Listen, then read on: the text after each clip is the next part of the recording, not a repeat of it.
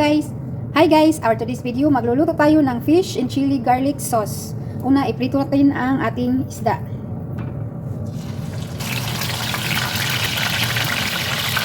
So ayan guys, after maprito, isip aside muna natin ang ating fish. So ayan guys, gagawa tayo ng ating sauce. Chili sauce. Maglagay tayo ng konting oil para hindi madaling masunog ang ating butter guys. Butter. Isunod natin ang ating garlic.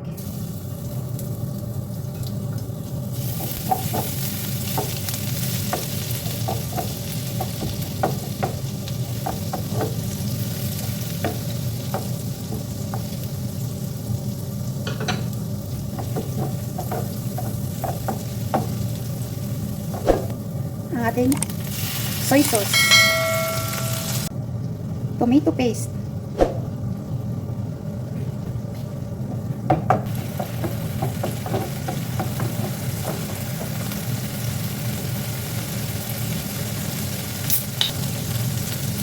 Ting 7-Up.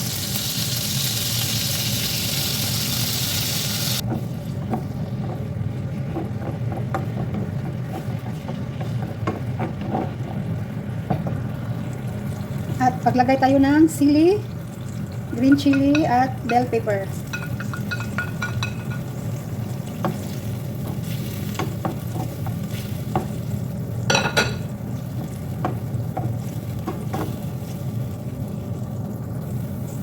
At panghuli, ilagay natin ang ating fish.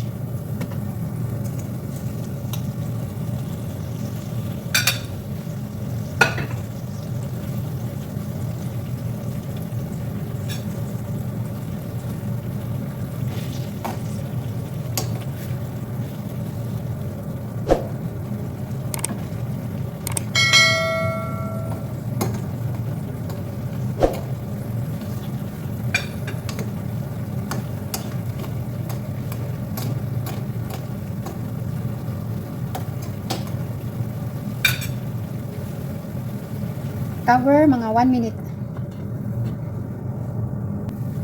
So ayan, after 1 minute, ganda ng amoy ng ating, magdagdag tayo ng pampalasa, liquid seasoning.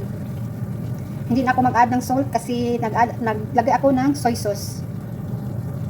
So ayan na guys, luto na ang ating fish and chili garlic sauce. Sarap nito guys.